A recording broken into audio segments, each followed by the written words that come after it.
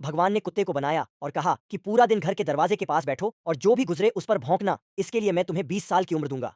कुत्ते ने कहा, यह बहुत लंबा समय है, मुझे केवल 10 साल ही दीजिए। भगवान मान गए। फिर भगवान ने बंदर को बनाया और कहा, तुम करतब करो और लोगों को हंसाओ, इसके लिए मैं तुम्हें 20 साल की उम्र दूंगा। बंदर ने कहा, 20 साल तक करतब करना मुश्किल है, क्या मैं आपको 10 साल वापस दे सकता हूँ? भगवान मान गए।